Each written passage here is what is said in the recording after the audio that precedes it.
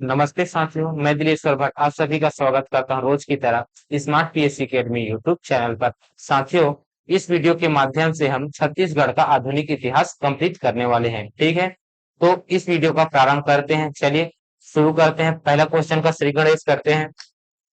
बस्तर क्षेत्र पर आक्रमण करने वाला प्रथम भोसला सेनापति था। भोस छत्तीसगढ़ क्षेत्र में मराठों ने आक्रमण क्यों किया, इसका उदय कैसे हुआ छत्तीसगढ़ में, इसे हम देख लेते हैं इस क्वेश्चन करने से पहले। ठीक है, यह महत्वपूर्ण है।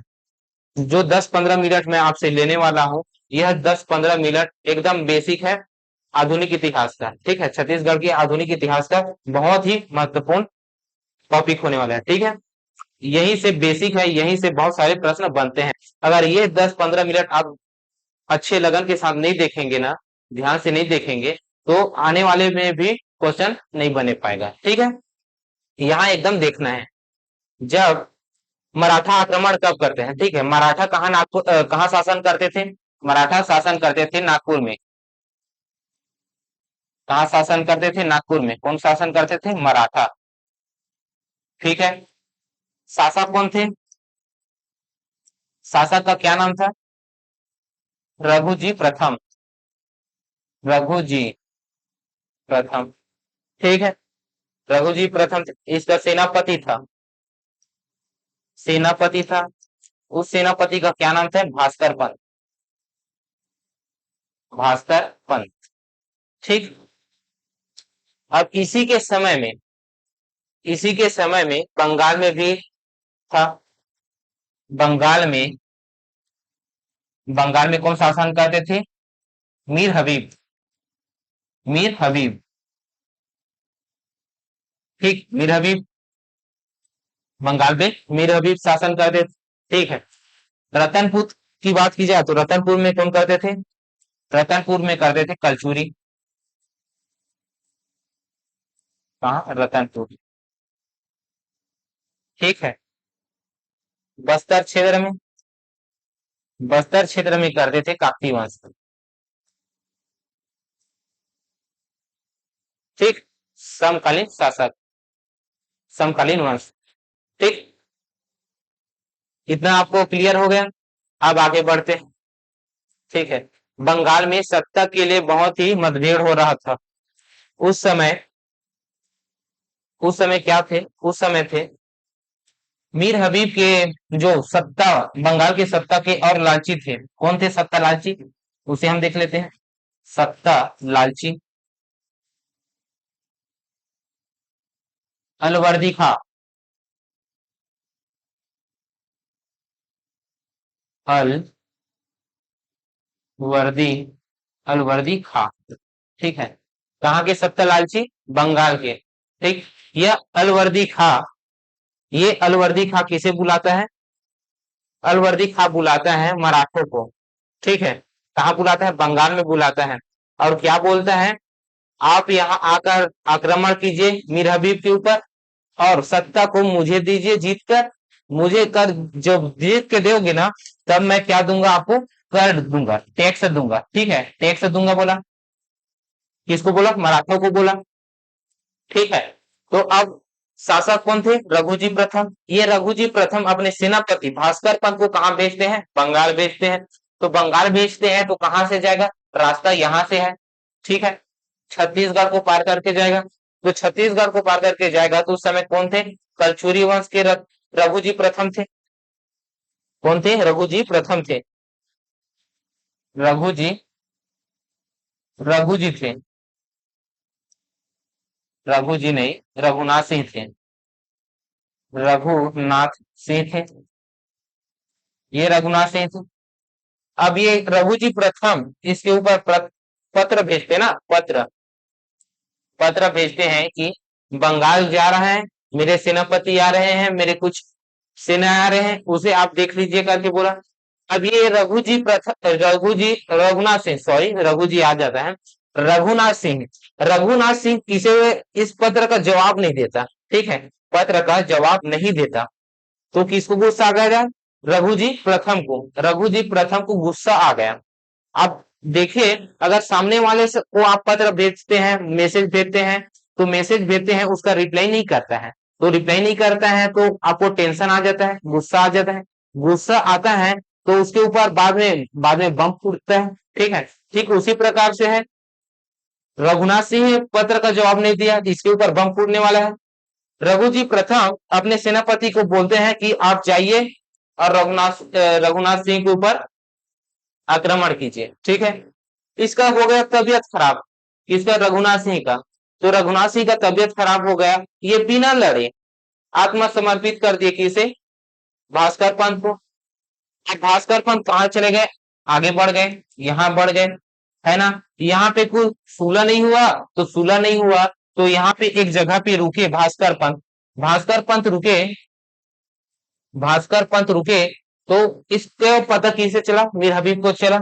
मीर हबीब ने इसके ऊपर आया और इसकी हत्या कर देता है, हत्या कर देते हैं भास्कर पंत को।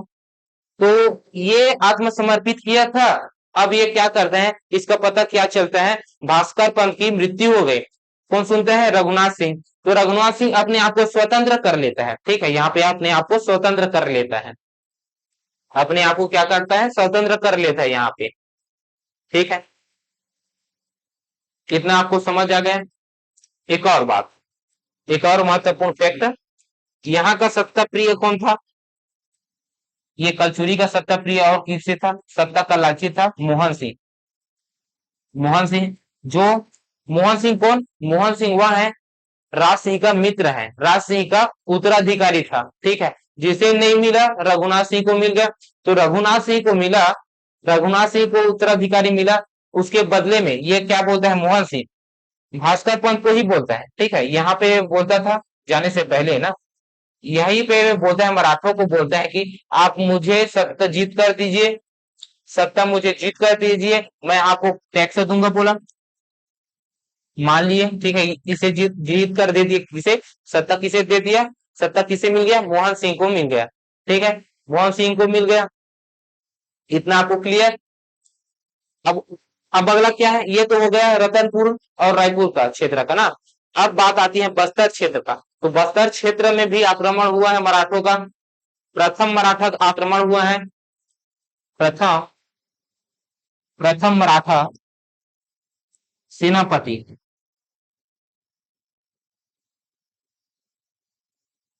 जो बस्तर क्षेत्र में आक्रमण किए, वो कौन सा सेनापति है, नीलू पंत, नीलू पंत, नीलू पंत, इसे ही हम नीलू पंडित कहते हैं।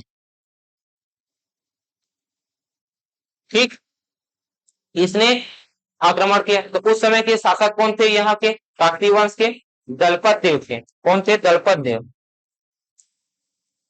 कौन थे, दलपत देव। किसके ऊपर आक्रमण किए थे, दलपत देव के ऊपर।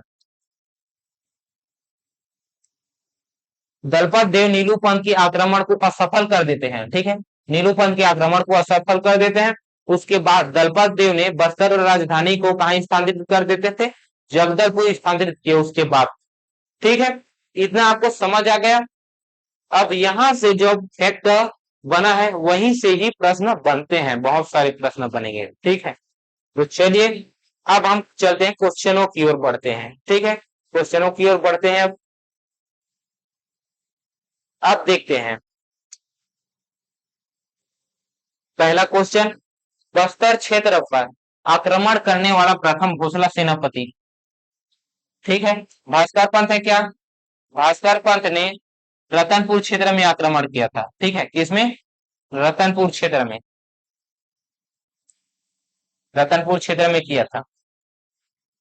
नीलू पंत है क्या, जी हाँ नीलू पंत है, नीलू पंत ने बस्तर क्षेत्र में आक्रमण किया था। कहां पे, बस्तर क्षेत्र पे आक्रमण किया था, किसके ऊपर, किस शासक के ऊपर, दलपत देव के ऊपर,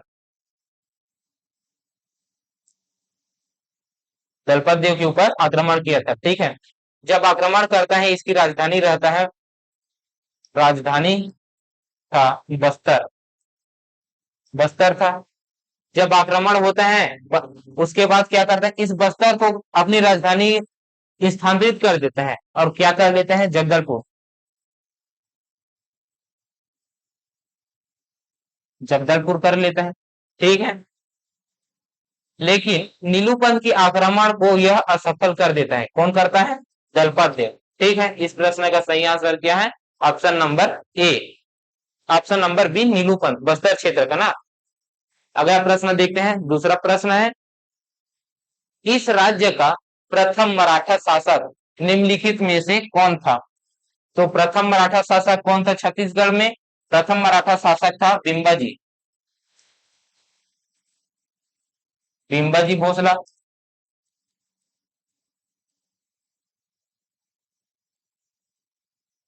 बिंबाजी भोसले थे। होता क्या है, बिंबाजी भोसले, अब सत्ता का हस्तांतरण, सत्ता का बंटवारा होता है, कहाँ होता है? नागपुर में। रघुजी रघु जी के रघु जी के 4 पुत्र थे, जिसमें से चौथा पुत्र है बिंबाजी भोसले। ठीक है, बिंबाजी भोसले को छत्तीसगढ़ क्षेत्र मिलता है, छत्तीसगढ़ क्षेत्र मिलता है, रतनपुर क्षेत्र मिलता है। ठीक है, इस रतनपुर क्षेत्र में कौन शासन करते थे? मोहन सिंह अभी, है ना, मोहन सिंह अभी राज कर रहे थे, मोहन सिंह राज कर रहे थे। तो जब ये आते हैं छत्तीसगढ़, तो छत्तीसगढ़ आते हैं, तो बिंबाजी आते हैं, तो उस समय कौन शासन कर रहे थे? मोहन सिंह, मोहन सिंह।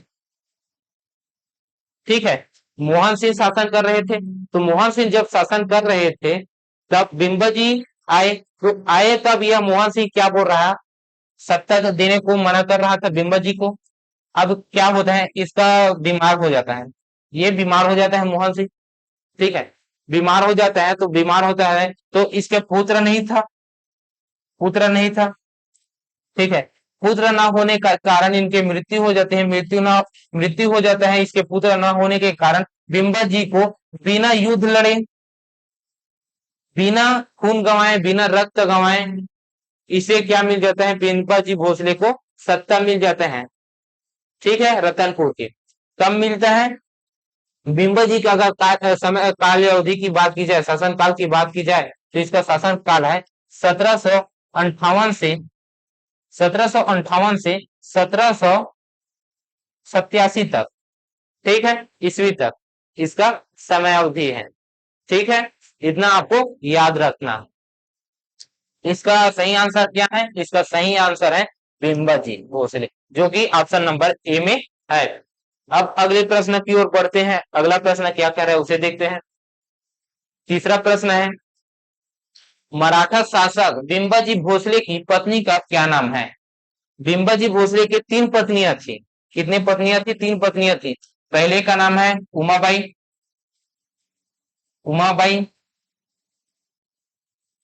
दूसरे का नाम है रमाबाई। तीसरे का नाम है आनंदीबाई।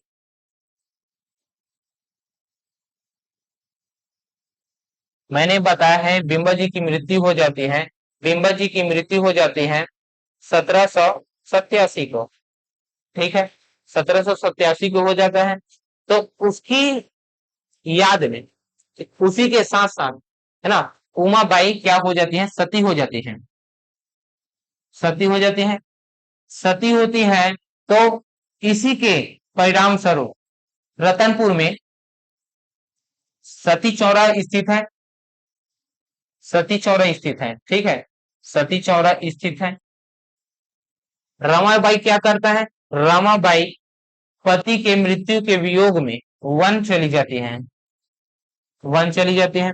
आनंदीबाई की क्या करती है? आनंदीबाई सत्ता का भागदौड़ संभालती है। ठीक है, सत्ता संभालती है ये। ठीक, तो इस प्रश्न का सही आंसर क्या है? उमाबाई है क्या, रमाबाई है क्या, आनंदीबाई है क्या? ऑप्शन में देखो, आनंदीबाई है, तो इस प्रश्न का सही आंसर क्या है? ऑप्शन नंबर ए, आनंदीबाई। अगले प्रश्न की ओर बढ़ते हैं। चौथा प्रश्न, मराठों ने छत्तीसगढ़ में अपनी राजधानी कहाँ स्थापित की थी? कोई पूछने वाली बात है क्या? मराठों ने छत्तीसगढ़ में अपनी राजधानी कहाँ स्थापित की? रतनपुर में। ठीक है, जब से मैं मराठा वंश पढ़ा रहा हूं, तब से रतनपुर रतनपुर ही कह रहा हूं। ठीक है, इस प्रश्न का सही आंसर क्या है? रतनपुर है, जो कि ऑप्शन नंबर बी में है। अगला प्रश्न की ओर देखते हैं। पांचवा प्रश्न, छत्तीसगढ़ के किस मराठा शासक ने सुबह व्यवस्था प्रारंभ किया? ठीक है। किस शासक ने सुबह व्यवस्था प्रारंभ किया? वेंकोजी ने सुबह व्यवस्था प्रारंभ किया। ठीक है, वेंकोजी ने सुबह व्यवस्था प्रारंभ किया। सुबह व्यवस्था का प्रारंभ क्यों किया? क्योंकि आनंदीबाई भागदौड़ संभाल रही थी। उस समय नागपुर का राजा कौन था? उस समय नागपुर में कौन शासन कर रहे थे? वेंकोजी कर रहे थे। तो बिंबाजी की मृत्यु के बाद आनंदीबाई सत्ता का भागदौड़ संभाल रहे थे। उसी समय क्या करते हैं? वेंकोजी ने सुबह व्यवस्था प्रारंभ करते हैं। सुबह शासन प्रारंभ होता है। सुबह यहीं से वेंकोजी नागपुर से ही छत्तीसगढ़ में प्रशासन कर रहे थे। किसके जरिए? सुबह के जरिए, सुबह व्यवस्था के जरिए। ठीक है, पहला सुबह अगर बात की जाए, प्रथम सुबह की बात की जाए, प्रथम सुबह है महिपत राव दिनकर। महिपत राव दिनकर, ठीक है। प्रथम सुबह सूबेदार, प्रथम सूबेदार था महिपत राव दिनकर। ठीक है, अगले प्रश्न की ओर बढ़ते हैं। अगला प्रश्न देखते हैं, छठवां प्रश्न। छत्तीसगढ़ में मराठा प्रशासन में परगने का प्रमुख अधिकारी कौन था? तो परगने के प्रमुख अधिकारी को क्या बोलते थे? परगने के प्रमुख अधिकारी को बोलते थे कमाविसदार। कमाविसदार बोलते थे, जो कि ऑप्शन नंबर ए में है। पोतदार किसे बोलते थे? पोतदार बोलते थे राजस्व अधिकारी को। किसे? राजस्व, राजस्व, राजस्व अधिकारी को बोलते थे। ठीक है, जिसे ही खजांची ही कहते थे। ठीक है, अगले प्रश्न की ओर देखते हैं। अगला प्रश्न क्या बोल रहा है? सातवां प्रश्न। रतनपुर के राम मंदिर निर्मित करवाने वाला मराठा शासक का नाम है। ठीक है, क्या नाम है? जो रतनपुर में बना है राम मंदिर, रतनपुर में जो राम मंदिर बना है, राम मंदिर, इसे ही हम क्या बोलते हैं? राम टेकरी मंदिर। क्या बोलते हैं? राम टेकरी मंदिर। इसका निर्माण किसने करवाया था? इसका निर्माण करवाया था बिंबाजी ने, बिंबाजी भोसले ने। ठीक है, तो बिंबाजी भोसले कहीं ऑप्शन में है क्या? जी है, ऑप्शन नंबर सी में है बिंबाजी भोसले। ठीक है, इस प्रश्न का सही आंसर क्या है? सी, बिंबाजी भोसले। अगले प्रश्न की ओर बढ़ते हैं, तो फिर आठवां प्रश्न देखते हैं। इस राज्य में प्रथम मराठा सूबेदार कौन था? तो इस राज्य में प्रथम मराठा सूबेदार कौन था? मैंने आपको बताया है, जस्ट पहले बताया है, महिपत राव दिनकर है। ठीक है, महिपत राव दिनकर है। अगले प्रश्न की ओर बढ़ते हैं, तो फिर नौवां प्रश्न देखते हैं। सूची ए को सूची बी से सुमेलित करना है। ठीक है, परगना व्यवस्था के अधिकारी दिए हैं और उसका दायित्व क्या था उसे बताया गया है। ठीक है, इसको हमें सुमेलित करना है। कमाविसदार का क्या कार्य था? कमाविसदार का कार्य था, परगने के प्रमुख थे। ठीक है, परगने प्रशासन का प्रमुख था कौन? कमाविसदार। परगना प्रशासन का प्रमुख लिखा है क्या? ये दूसरे में लिखा है, एक है दूसरा। ठीक है, फडणवीस का क्या मतलब है? गौटिया का क्या मतलब है? बर्तर का क्या मतलब है? इसे दिया गया है। गौटिया के क्या मतलब है? गौटिया के मतलब है गांव का प्रमुख। ठीक है, बड़कर का क्या मतलब है? बड़कर का मतलब है क्या कार्य करते थे? बड़कर क्या कार्य करते थे? परगने की सामान्य स्थिति का सूचना देते थे। ठीक है, सामान्य स्थिति का सूचना देते थे। तो कहां पे है बड़कर? बड़कर परगने की सामान्य स्थिति की सूचना देता था। ठीक है, फडणवीस, फडणवीस परगने के आय व्यय का प्रभारी था। ठीक है, तो क्या आंसर है? ए का दो, दो एक चार तीन, दो एक चार तीन है क्या कहीं पे ऑप्शन में? दो चार, दो एक चार तीन, दो एक चार तीन, ये ऑप्शन नंबर बी में है। दो एक चार बी, दो एक चार तीन। ठीक है, इस प्रश्न का सही आंसर। अब अगले प्रश्न की ओर बढ़ते हैं। अगला प्रश्न देखते हैं, 10वां प्रश्न। इसमें भी सुमेलित करना है। इसमें क्या दिया गया है? अधिकारी का दिया गया है। टकोली, छत्तीसगढ़ में मराठाकालीन कर और उसका अर्थ। ठीक है, कर और उसका अर्थ बताना है हमें। जो कि एक सुमेलित नहीं है, एक सही नहीं है, बाकी सब सही है। ठीक है, तकोली का क्या मतलब है? तकोली का क्या मतलब है? जमींदारों द्वारा द्विवार्षिक नजराना। ठीक है, जो कि बिल्कुल सही है। आबकारी का मतलब क्या है? आबकारी का मतलब है शराब, शराब विक्रय। ठीक है, शराब विक्रय के लाइसेंस का शुल्क। ठीक है। शायर क्या है? शायर है विक्रय कर, जो कि एकदम सही है। पंडरी क्या है? पर पंडरी है गैर कृषि व्यवसाय का कर। ठीक है, जो कि बिल्कुल सही है। सेवई, सेवई क्या है? पशुओं पर लगाए जाने वाला कर। ये गलत है दोस्तों, सेवई यहाँ पे गलत है। इसका अर्थ क्या है सेवई का? सेवई का यहाँ पे अर्थ है जो अन्य राजस्व का टैक्स लगता था वो है। ठीक है, अन्य जो समूह थे, करों का समूह था, अन्य कर का समूह था। ठीक है, पशुओं पर नहीं था। तो इस प्रश्न का सही आंसर क्या है? सेवई, जो कि ऑप्शन नंबर ई है। ठीक है, अगले प्रश्न की ओर देखते हैं। 11वां प्रश्न, छत्तीसगढ़ में मराठा शासन के दौरान राजकोषीय अधिकारी का क्या नाम है? अभी जस्ट मैंने बताया राजकोषीय अधिकारी का क्या नाम था? पोतदार। ठीक है, बताया नहीं था। राजकोषीय अधिकारी का क्या नाम था? पोतदार था, पोतदार था। ऑप्शन नंबर सी सही है। अगला देखते हैं 12वां प्रश्न, छत्तीसगढ़ के लिए नियुक्त होने वाला प्रथम ब्रिटिश अधीक्षक था। अगर छत्तीसगढ़ में ब्रिटिश अधीक्षक की बात की जाए तो छत्तीसगढ़ में ब्रिटिश अधीक्षक का शासनकाल है, शासनकाल है 1818 से लेकर 1818 ईस्वी से लेकर 1830 ईस्वी तक, 1830 ईस्वी तक है। ठीक है, इसके शासनकाल में प्रथम अधीक्षक थे, प्रथम ब्रिटिश अधीक्षक थे। प्रथम कौन थे? एग्न्यू। प्रथम कौन थे? Captain Edmund, captain Edmund. ठीक है, कैप्टन एडमंड कौन थे? कैप्टन एडमंड थे। अंतिम कौन थे? क्रॉफर्ड। ठीक है, कैप्टन क्रॉफर्ड, क्रॉफर्ड। ठीक है, क्रॉफर्ड थे। ठीक, इसके बाद और कुल कितने थे? कुल 6 थे। कुल कितने थे? कुल कितने हुए? 6 हुए हैं। ठीक है, पहला कौन होगा? Captain Edmund. अंतिम कौन होगा? क्रॉफर्ड। दूसरा कौन हो गया? इग्न्यू। तीसरा है, तीसरा कौन हुआ? सेंडिस। ठीक है, तीसरा कौन? सेंडिस हुआ। चौथा कौन हुआ? चौथा कौन हुआ? पहला हुआ था एडमंड, सेकंड हुआ था इग्न्यू, चौथा हुआ था हंट। हंट हुआ था दोस्तों, चौथा हंट है।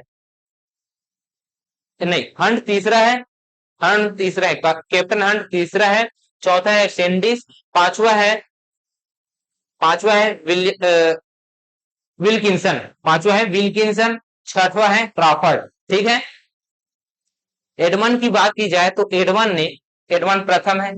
ठीक है, कब आया? 1818 में, 1818 ईस्वी में आया। इसने महत्वपूर्ण कार्य किए 1818 में। तो गढ़गढ़ के रियासत में जो विद्रोह हुआ था उसे दमन किया था। ठीक है, इग्न्यू ने दो कार्य किए थे, इग्न्यू ने दो कार्य किए थे। पहला क्या? इसने 1818 ईस्वी में रतनपुर को राजधानी परिवर्तन कर दिया, रायपुर ले गया, रायपुर ले गया। और परगने का पुनर्गठन किया गया था, जिसमें से 27 परगने थे उसे सीमित कर दिया 7 परगने में, 8 परगने में। ठीक है, 8 परगने में सीमित कर दिया। बाद में एक परगना और जुड़ा। ठीक है, बाद में एक और परगना जुड़ा। कुल परगने कितने हुए? 9 परगने हुए थे। ठीक है, ये हो गया। सेंडिस के देखें, सेंडिस चौथे नंबर का है। ठीक है, सेंडिस कितने नंबर का है? चौथे नंबर का है। तो इस प्रश्न का सही आंसर क्या है? इस प्रश्न का सही आंसर है कैप्टन एडमंड। ठीक है, अगला देखते हैं, अगला प्रश्न क्या कर रहा है उसे देख लेते हैं। छत्तीसगढ़ का ब्रिटिश साम्राज्य में विलय हुआ। ब्रिटिश साम्राज्य में कब विलय हुआ? तो ब्रिटिश साम्राज्य का विलय हुआ था 1854 में, 1854 में हुआ। क्यों हुआ 1854 में? रघुजी तृतीय, रघुजी तृतीय निसंतान थे। इसका पुत्र नहीं हुआ, पुत्र नहीं हुआ। ठीक है, पुत्र नहीं हुआ। कोई पुत्र न होने के कारण, पुत्र न होने के कारण 1854 में चार्ल्स इलियट, चार्ल्स सी इलियट, चार्ल्स इलियट ने शासन का जो शासन प्रशासन है अपने हाथ में लिया। ठीक है, रघु जी, अगर रघु जी की बात की जाए, रघु जी तृतीय की पुनः आता है, पुनः भोसले शासन आता है। पुनः भोसले शासन अंतिम जो था, कौन था? प्राप्त था। उसने किसको हाथ हैंड ओवर किया था? रघु जी तृतीय के ऊपर। ठीक है, रघु जी तृतीय जब सत्ता में आए हैं, रघु जी तृतीय, तो इन्होंने 3 महत्वपूर्ण कार्य किए थे। क्या? पहला था नर बलि प्रथा, नर बलि प्रथा पर रोक। ठीक है। दूसरा, सती प्रथा को समाप्त, सती प्रथा को समाप्त किया। ठीक है, ये किया। तीसरा क्या किया? सूबेद जो तहसीलदार व्यवस्था लागू किया, इसमें तहसीलदारी व्यवस्था लागू किया। प्रथम तहसीलदार महिपात राव दिनकर। ठीक, अगला देखते हैं। इस प्रश्न का सही आंसर आपको पता चल गया। अगला प्रश्न देखते हैं। 14वां प्रश्न, सूची ए को सूची बी से मिलाना है, जिसमें से ब्रिटिश सुप्रिंटेंडेंट है और उसका प्रमुख घटनाएं है ना, प्रमुख घटनाएं हैं, जिसमें से कैप्टन एडमंड के बारे में मैंने आपको बताया है कि यह संस्थापक है, यह प्रथम है। ठीक है, और इसने क्या कार्य किया है? डोंगरगढ़ के जो जमींदारी थी उसके विद्रोह का दमन किया है। किसने? कैप्टन एडमंड ने। ठीक है, कैप्टन एडमंड का क्या आएगा? कैप्टन एडमंड का आएगा डोंगरगढ़ जमींदारी। ठीक है, और इग्नू का क्या है? इग्नू ने क्या किया है? इग्नू ने रतनपुर से रायपुर राजधानी परिवर्तन किया है। ठीक है, इसका क्या गया? पहला गया। सेंडिस का क्या है? सेंडिस क्या है?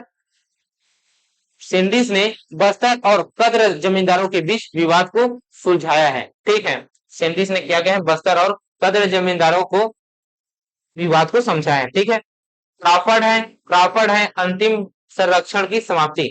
ठीक है, ब्रिटिश संरक्षण की समाप्ति है, अंतिम था क्रॉफर्ड। तो कहीं पास दिख रहे हैं क्या? दो, दो, एक, 2 1 4 3, 2 1 4 3 दिख रहे हैं क्या कहीं पास? 2 1 4 3 यहाँ पे दिख रहे हैं ऑप्शन नंबर ए में। तो इस प्रश्न का सही आंसर है ऑप्शन नंबर ए। ठीक है, अगले प्रश्न की ओर बढ़ते हैं। 25वें प्रश्न को देखते हैं। निम्नलिखित में से कौन से जोड़ी इस राज्य में ब्रिटिश अधीक्षक ये उनके कार्य सुमेलित हैं? ठीक है, ब्रिटिश अधीक्षक के कार्य और उसके नाम। ठीक है, कैप्टन एडमन, कैप्टन एडमन क्या थे? कैप्टन एडमन तहसीलदारी व्यवस्था का प्रारंभ किया, सावंत भारती का विद्रोह किया, बस्तर एवं कद्र जमींदार करद राज्यों के बीच विवाद को सुलझाया, सोना खान के जमींदार का विद्रोह किया। कैप्टन एडमन ने तहसीलदारी व्यवस्था का प्रारंभ किया। ठीक है, फिर इग्नू क्या करते हैं? सेंडिस क्या करते हैं? सेंडिस करते हैं सुमिलित है, निम्नलिखित में से सुमिलित है। सावंत भारतीय, अच्छा सुमेलित कर है ना, सुमेलित है पूछा गया है। ठीक है, इसमें से कौन सुमेलित है? ठीक है, इसमें 3 है जो गलत है, 3 है जो गलत है, एक है सही। इसमें कौन सही है? कैप्टन एडमंड ने सावंत भारती का विद्रोह का दमन किया था? नहीं किया था। यह डोंगरगढ़ के है ना, डोंगरगढ़ के जमींदारी के विवाद को सुलझाया है। कैप्टन इग्नू ने क्या किया था? कैप्टन इग्नू ने तहसील रायपुर को राजधानी बनाया। ठीक है, ये नहीं किया। कैप्टन सेंडिस, सेंडिस ने बस्तर और तरह राज्यों के बीच विवाद को सुलझाया। बिल्कुल सही, ये है, ये मैच आ गया। ठीक, तो इस प्रश्न का सही आंसर क्या है? सेंडिस। ठीक, अगले प्रश्न की ओर बढ़ते हैं। अगला प्रश्न क्या करे उसे देखते हैं। 16वां प्रश्न, निम्नलिखित में से छत्तीसगढ़ का प्रथम डिप्टी कमिश्नर था। तो छत्तीसगढ़ का प्रथम डिप्टी कमिश्नर कौन था? एलियर था, जो कि 1800 जो कि 1854 में सत्ता को अपने हाथों में लिया। ठीक है, कौन है? Charles Elliot. Option number A सही है। अगले प्रश्न की ओर बढ़ते हैं। 17वां प्रश्न देखते हैं। छत्तीसगढ़ में त्याग मूर्ति की उपाधि किसे दी गई है? तो छत्तीसगढ़ में त्याग मूर्ति की उपाधि किसे दी गई है? ए ऑप्शन है पंडित रविशंकर शुक्ल, बी ऑप्शन है ई राघवेंद्र राव, सी ऑप्शन है माधवराव सप्रे, डी ऑप्शन है ठाकुर प्यारेलाल सिंह। तो छत्तीसगढ़ का त्याग मूर्ति किसे कहा जाता है? छत्तीसगढ़ का त्याग मूर्ति कहा जाता है ठाकुर प्यारेलाल सिंह को। ठीक है, जिसने राजनांदगांव में बीएनसी मिल में 3 मजदूर आंदोलन किए। ठीक है, 3 मजदूर आंदोलन के उसकी अध्यक्षता कौन किए थे? किसने किया था? ठाकुर प्यारेलाल सिंह ने किया था। ठीक है, ठाकुर प्यारेलाल सिंह को ही छत्तीसगढ़ का त्याग मूर्ति कहा जाता है। ठीक है, इसको उपाधि मिला है। इसका सही आंसर क्या है? Option number D, Thakur Pyarelal. 18वां प्रश्न देखते हैं। मध्य प्रांत एवं बरार के गवर्नर के पद पर नियुक्त होने वाले छत्तीसगढ़ के प्रथम व्यक्ति थे। छत्तीसगढ़ के प्रथम व्यक्ति कौन थे जिन्होंने बरार एवं मध्य प्रदेश के गवर्नर के पद को नियुक्त किए थे? वो थे ई राघवेंद्र राव। ई राघवेंद्र राव ने प्रथम गवर्नर पद के रूप में नियुक्त हुए थे। ठीक है, इस प्रश्न का सही आंसर क्या है? इस प्रश्न का सही आंसर है ऑप्शन नंबर ए, ई राघवेंद्र राव। तो अगले प्रश्न की ओर देखते हैं। कंडेल नहर सत्याग्रह के सूत्रधार थे। कंडेल नहर के सूत्रधार कौन थे? कंडेल नहर कहां पे था? धमतरी में है। ठीक, धमतरी में। किस जिले में है? धमतरी में हुआ था कंडेल, कंडेल ग्राम में, कंडेल ग्राम में, कंडेल ग्राम में हुआ था कंडेल नहर सत्याग्रह। इसका अध्यक्ष किसने किया था? नेतृत्व किसने किया था? किसने किया था? किसने किया था जी? पंडित सुंदरलाल शर्मा जी ने किया था। ठीक है, पंडित सुंदरलाल शर्मा ने। है क्या ऑप्शन में? जी हाँ है, ऑप्शन नंबर बी। तो इस प्रश्न का सही आंसर क्या है? पंडित सुंदरलाल शर्मा। पंडित सुंदरलाल शर्मा है नहीं, महात्मा गांधी को यहाँ आने के लिए गए थे, लेने के लिए। ठीक है, इसके साथ ही जब कंडेल नहर सत्याग्रह हुआ था तो उस समय में ही महात्मा गांधी यहाँ आए थे, छत्तीसगढ़ में प्रथम आगमन हुआ था। ठीक, तो चलिए अगले प्रश्न की ओर बढ़ते हैं। अगला प्रश्न क्या कह रहा है देखते हैं। 20वां प्रश्न। पीएनसी मिल मजदूर हड़ताल अप्रैल 2020 का नेतृत्व किसने किया? मैंने आपको बताया है बीएनसी मिल का जो है अध्यक्ष किसने किया था? बीएनसी मिल आंदोलन का अध्यक्ष किसने किया था? हड़ताल का 3 बार किया था। 3 बार मजदूर आंदोलन हुए हैं, जिसमें से तीनों बार ठाकुर प्यारेलाल सिंह ने नेतृत्व किया है। ठीक है, इस प्रश्न का सही आंसर क्या है? ठाकुर प्यारेलाल सिंह। अगला प्रश्न देखते हैं। 21वां प्रश्न। महात्मा गांधी का छत्तीसगढ़ में प्रथम आगमन कब हुआ था? तो छत्तीसगढ़ में महात्मा गांधी का प्रथम आगमन कब हुआ था?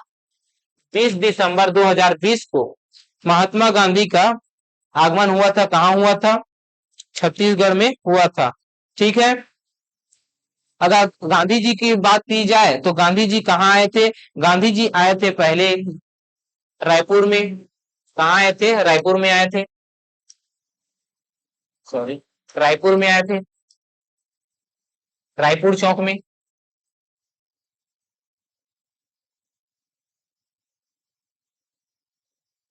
यहाँ पे 20 तारीख को आए, 20 दिसंबर को जनसभा को संबोधन किया। जनसभा को संबोधन किया कब? 20 दिसंबर को। अब 21 दिसंबर को कहाँ जाते हैं? 21 दिसंबर को जाते हैं धमतरी। धमतरी जाते हैं, धमतरी जाते हैं, कंडिल नहर के लिए ही आए थे, है ना। और एक असहयोग आंदोलन के दौरान जो थे ना, संग्रह संग्रह करने के लिए आए थे और उसके साथी के लेने के लिए आए थे अपने साथ। ठीक, तो इस प्रश्न का सही आंसर क्या है? 20 दिसंबर 2020। इस प्रश्न का सही आंसर है। तो चलिए अगले प्रश्न की ओर बढ़ते हैं। अगला प्रश्न क्या कह रहा है उसे हम देखते हैं। 22वां प्रश्न देखते हैं। छत्तीसगढ़ का मंगल पांडे किसे कहा जाता है? छत्तीसगढ़ का मंगल पांडे किसे कहा जाता है? तो छत्तीसगढ़ का मंगल पांडे कहा जाता है हनुमान सिंह को। ठीक है, छत्तीसगढ़ का मंगल पांडे कहा जाता है। अगर बात की जाए सुरेंद्र साय की, तो सुरेंद्र साय अंतिम शहीद है। वीर नारायण सिंह की अंतिम शहीद है, अंतिम शहीद है। वीर नारायण सिंह की बात की जाए तो यह क्या है? प्रथम शहीद है, प्रथम शहीद है छत्तीसगढ़ का ना। छत्तीसगढ़ का मैं आपको बता रहा हूं इसको। ठीक, इस प्रश्न का सही आंसर क्या है? इस प्रश्न का सही आंसर है ऑप्शन नंबर ए, हनुमान सिंह को छत्तीसगढ़ का मंगल पांडे कहा जाता है। अगले प्रश्न की ओर बढ़ते हैं। 23वां प्रश्न देखते हैं।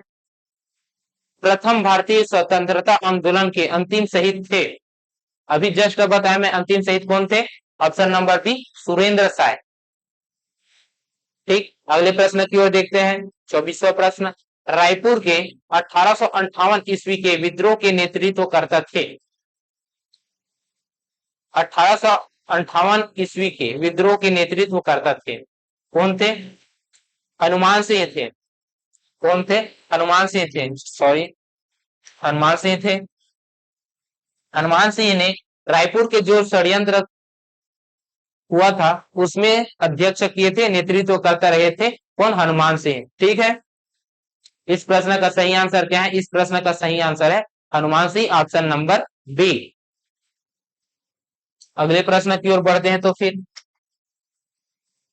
ठीक है, ये 24 प्रश्न ही है, 24 प्रश्न नहीं है। ठीक है, 24 प्रश्न तक ही है। दोस्तों इस वीडियो में हमने छत्तीसगढ़ का आधुनिक इतिहास कवर किए हैं। अगर यह वीडियो आपको कैसा लगा कमेंट करके बताएंगे। अगर आपको यह वीडियो पसंद आया है तो वीडियो को लाइक करें, और हमारे चैनल में नया है तो चैनल को सब्सक्राइब करिएगा। ठीक है, तो मिलते हैं चलिए नेक्स्ट वीडियो में। तब तक के लिए जय हिंद, जय भारत, जय छत्तीसगढ़।